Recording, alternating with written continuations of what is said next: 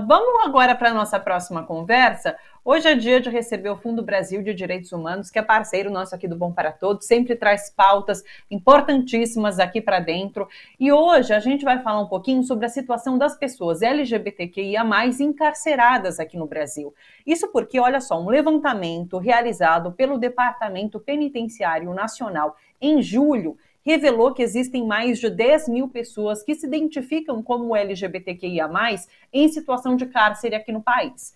No entanto, há dúvidas sobre esses números, inclusive sobre subnotificação em relação a esses números apresentados. Quem teve acesso a esse documento e publicou nas redes, inclusive, foi a organização Somos, Comunicação, Saúde e Sexualidade. E a convite do Fundo Brasil de Direitos Humanos, a gente recebe hoje a Laura Valls, que é coordenadora do Núcleo de Justiça da Somos. A Somos é de Porto Alegre, deixa eu explicar um pouquinho para vocês, atua há quase 20 anos pelos direitos da população LGBTQIA+. E daí, em 2018, a Somos lançou um projeto chamado Passagens, que recebeu o apoio do Fundo Brasil. E daí esse projeto lança um olhar sobre as diferentes violações de direitos humanos que são vivenciadas por essa população no sistema prisional. Nos acompanha também aqui nessa conversa a Adriana Guimarães, que é assessora de projetos do Fundo Brasil. Laura, Adriana, um prazer receber vocês duas. Sejam muito bem-vindas aqui no Bom para Todos. A Adriana já participa aqui com a gente, já sabe como funciona. A Laura é a primeira vez, seja bem-vinda, Laura. Quero começar com você, inclusive, já te perguntando quais as principais incongruências, inclusive, que vocês encontraram nesse levantamento, porque há dúvidas em relação aos números, a gente já falou sobre a subnotificação, mas eu queria que você desse uma geral para a gente em relação a esse levantamento. Seja bem-vinda, boa tarde.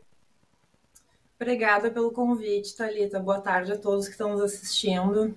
Então, o que acontece é que o DPEM, além de apresentar um processo bem moroso para enviar os dados solicitados pela sociedade civil, né?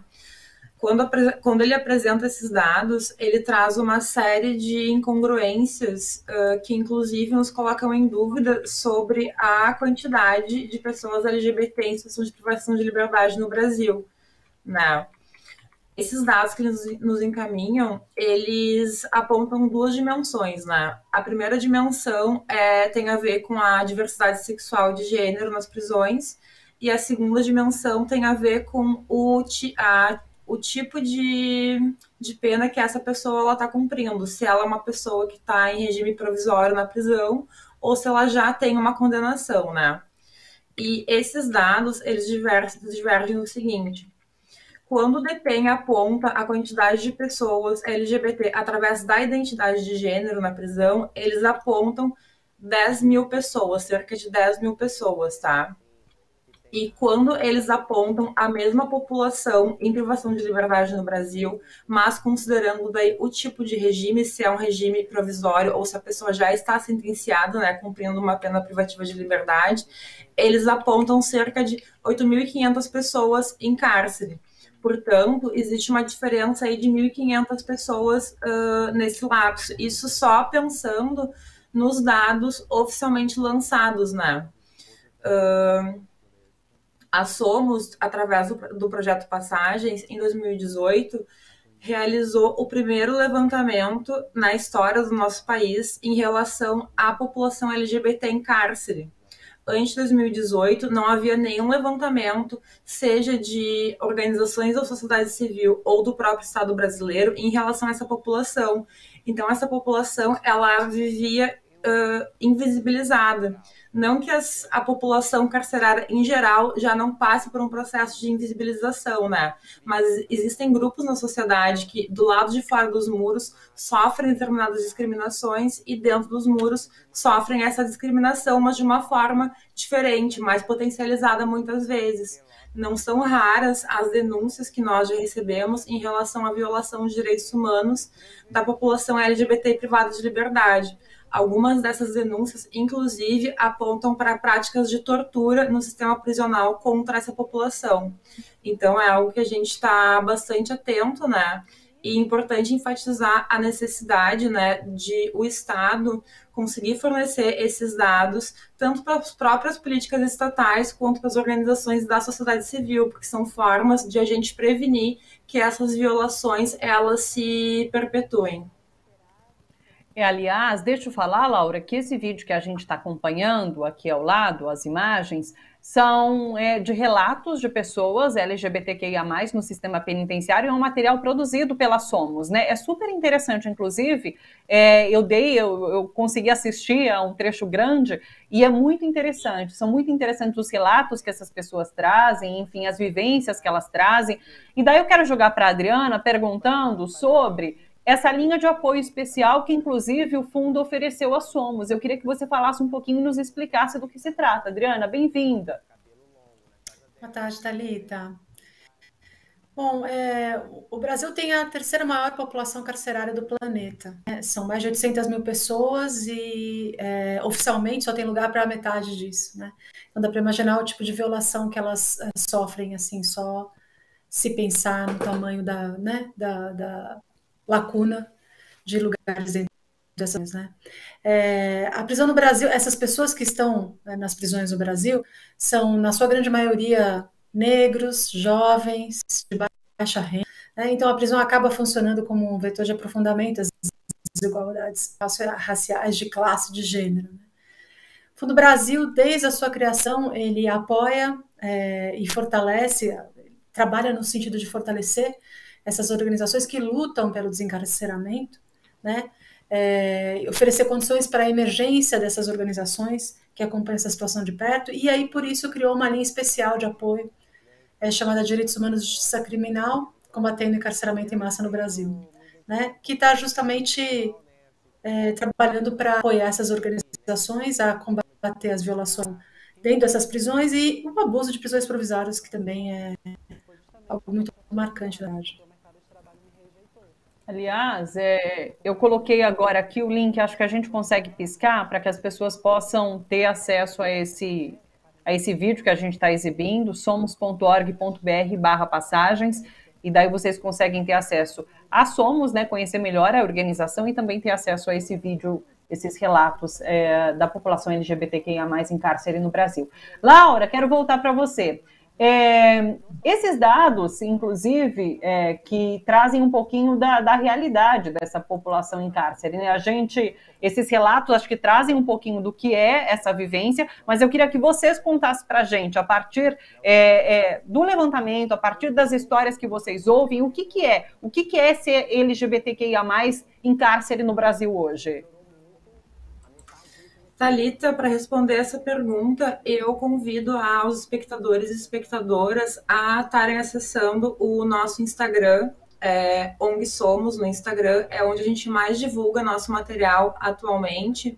E no YouTube, se vocês digitarem ser LGBTI na prisão, os espectadores vão ter acesso a esse curta completo e aonde aparecem as vozes dessas pessoas LGBTI na prisão, né? Eu considero muito importante que a gente consiga, nos nossos instrumentos de análise, conseguir colocar o sujeito como protagonista da sua própria história, né? E esse é um esforço que o mapeamento LGBTI que a organização Somos fez com o apoio do Fundo Brasil, né, com o financiamento do Fundo Brasil de Direitos Humanos, é uma forma de expressar essa realidade para o público que está fora dos muros, né? Porque a prisão, ela já é uma instituição de esconderijo, de captura, né, das pessoas. Então, a realidade dessas pessoas, ela fica muito distante da comunidade e, inclusive, isso é um violador da própria lei de execução penal, né? A lei de execução penal prevê a reintegração social, né? Então, entende-se que a pessoa privada de liberdade, ela faz parte daquela sociedade, né? Ela vai retornar um dia para aquela sociedade, então é importante que exista esse movimento dialógico entre sociedade civil, Estado e a população encarcerada, né? Porque, enfim, a Somos se posiciona pelo desencarceramento, né? Porque nós entendemos que a prisão, como ela está constituída hoje, ela é uma instituição de reprodução da desigualdade social, né? Então, convido a todas e a todos a assistirem o nosso curta e acompanharem o nosso trabalho nas redes. Laura, aliás, você citou que para conseguir esses dados via DPEM foi difícil, né? Explica para a gente o porquê e como isso afeta as discussões sobre os direitos dessas pessoas, né? Inclusive, dificulta a assertividade quando se trata de formulação de políticas públicas também. Exatamente, Thalita.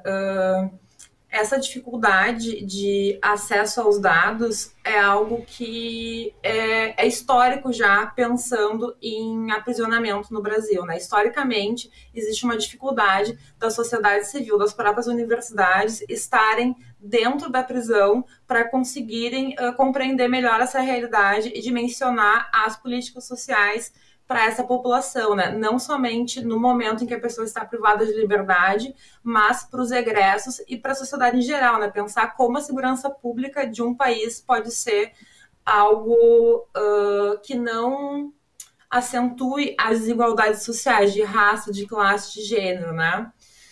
E em 2018 já era difícil acessar esses dados, né? Mas em 2018 com a eleição da atual chapa que compõe o governo federal, isso ficou ainda mais difícil. Inicialmente, nós pensávamos, nós que pesquisamos, né, segurança pública e outras áreas do conhecimento, pensamos que pudesse estar havendo alguma falha nos sistemas de dados oficiais do governo, né? Mas conforme o tempo foi passando, a gente compreendeu que isso, na verdade, é uma estratégia do governo de se blindar, de mostrar os dados do que realmente está acontecendo no país, como é que o encarceramento está aumentando ou está diminuindo, como o próprio veto ao censo do IBGE é um sintoma disso, né? E sem pesquisa é impossível que a gente faça políticas públicas condizentes com a atual situação do nosso país, né? Então é uma forma que esse governo tem de se blindar tanto das críticas como de assumir um compromisso, né, com essa população que, enfim, elegeu esse governo. Então, é isso. A prisão é um espaço que é muito blindado, né, em relação à sociedade civil e, nesse momento, é ainda mais. Então, é muito difícil hoje a gente ter acesso aos dados, a dados que realmente reflitam o que está acontecendo dentro das prisões, né? E é por isso que organizações como a Somos estão tão em busca, né, desses dados para que a gente consiga materializar os direitos sociais dessa população encarcerada.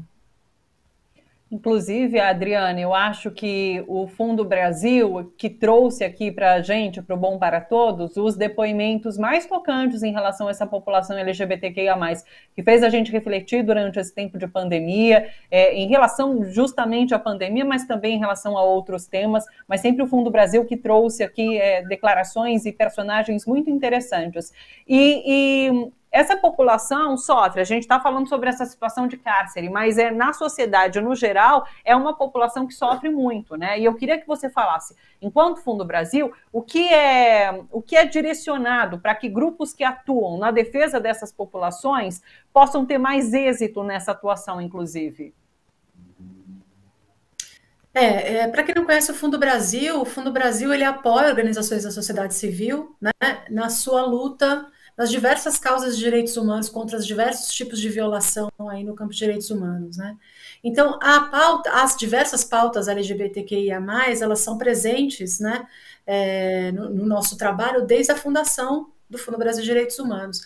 Mas, normalmente, isso se dava no âmbito de um edital geral que ele cobre todas as pautas de direitos humanos, né? Mais recentemente, no ano passado, o Fundo Brasil lançou um edital específico chamado Defendendo Direitos, né? Um edital LGBTQIA+, Defendendo Direitos, e ele está apoiando 20 iniciativas, grupos, coletivos da sociedade civil, né, em 13 estados, nas 5 regiões brasileiras, a levarem essa luta em frente, né? É um recurso flexível, é um recurso que pode ser usado para financiar as atividades que eles já empreendem, ele pode ser usado como apoio institucional, enfim, é um recurso muito, muito importante para a população LGBTQIA+, ainda mais quando a gente pensa no contexto atual, né? Isso se tornou fundamental para a sobrevivência de muitas organizações. Né?